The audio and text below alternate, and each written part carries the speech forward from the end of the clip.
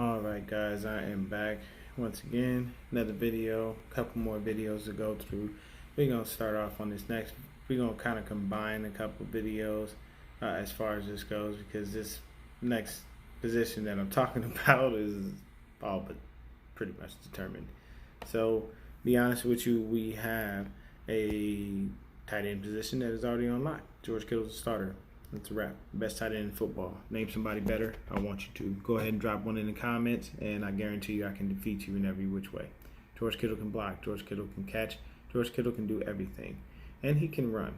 There's like at least 4 touchdowns last year where if he doesn't get tripped up by somebody trying to catch up to him, he scores. So I don't want to hear nothing about Travis Kelce or any of these cats and Joku. None of them. Nobody. George Kittle is the best fucking tight end in football. Name a tight end better. And you know something else I noticed? So I'm playing Madden, and years ago we had Vernon Davis, one of the best tight ends in football. What number did Vernon wear? 85. So then George Kittle comes along. What number does he wear? 85.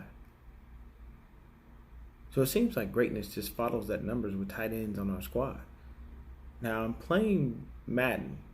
I done played, and I think I done won 12 Super Bowls in a row.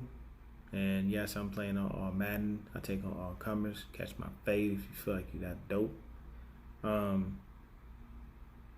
So George Kittle retires, and that's the only thing I didn't like about the previous Madden, because I have to get the new. I haven't got 20 yet. I was playing 19. But the previous Madden, this one on 19, like they retire and they don't even tell you. Like you just look up and motherfuckers are gone. Like I looked up, DeForest Buckner had retired. Looked up, everybody was gone. Matt Breida retired. All these people, they retire. Don't say shit. They don't give you a heads up, a warning. The game doesn't allow for it. So George Kittle retires on me. So this year I'm like, fuck, I need a tight end now. I done drafted some kid named Ratliff or something from the game. You know how it is. They just create players and whatnot. So I drafted this kid named Ratliff, and I like him. There's another guy that's on the free agent market. Only been in the league like a couple years, but he's great. He's good, nice little rating and whatnot. I pick him up. And what number is this motherfucker wearing? 80-5. And he's a goddamn beast. Like he runs through every tackle, all that shit. I use the hit stick, I fuck people up. So I love it, man. I love it. So period, point blank, 85 is just synonymous with greatness when it comes to tight ends on our squad. And I think that's a beautiful thing. So the backup spot for tight end is what we are really watching. There's 2 backup spots that we're really watching very closely. That's tight end and quarterback. Quarterback, to me, I'm not even going to spend any time on that because I feel like C.J. Beathard needs to be cut. Nick Mullins should be the backup, period, point blank. I don't care how much he struggles or what you see in training camp or any of that bullshit. Nick Mullins is a better quarterback than C.J. Beathard. C.J. Beathard, he proved it. He showed it. He got us a couple of wins. He got us our first win against the fucking Seahawks in years. You know what I'm saying? Putting us in a position so we can kick that field goal and get that W. Now we got that monkey off our back. We finally gonna beat these motherfuckers, and we gonna beat their ass again this year.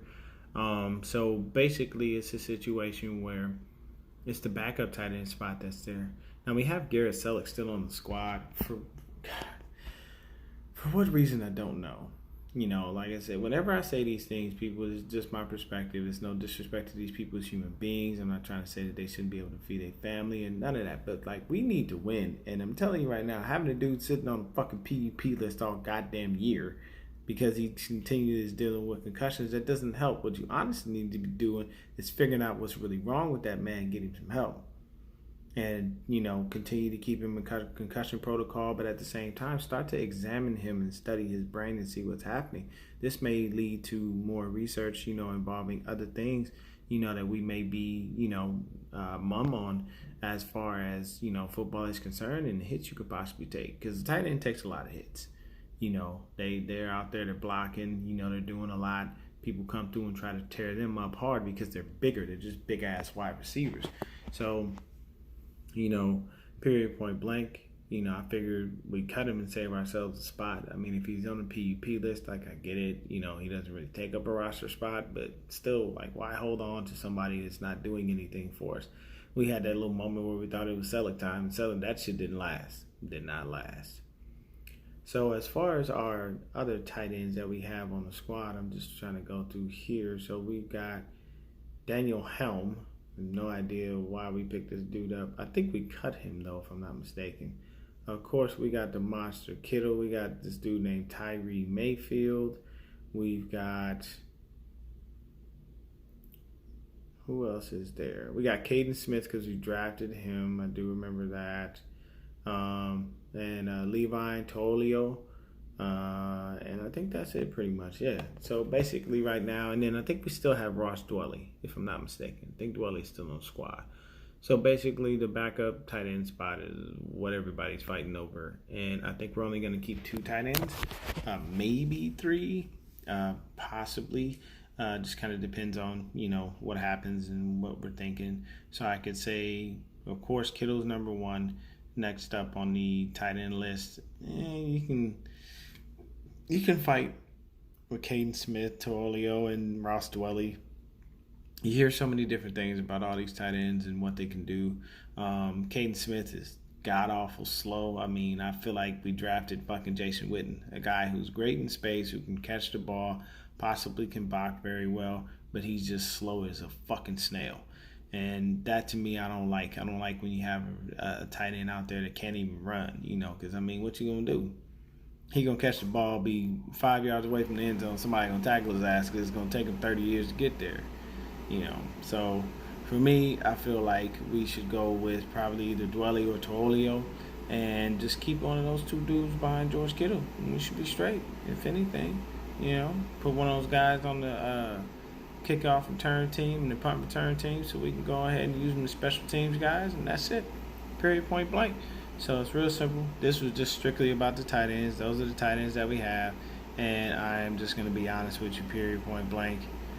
Of course, we know Kittle's the starter. I would say go with Dwelley or Tolio behind him and call it a day. I know that we drafted Caden Smith, but like I said, I don't want Jason Witten on my squad. He's just slow. He can catch the ball. He can be slow. And I'm talking slow. Like, my grandma could probably catch him. You know what I'm saying? Like, it's bad, man. It's real bad. So, we'll see what happens. But that's all for the tight ends, man. No big focus on that. Very simple. George Kittle's the starter in the discussion.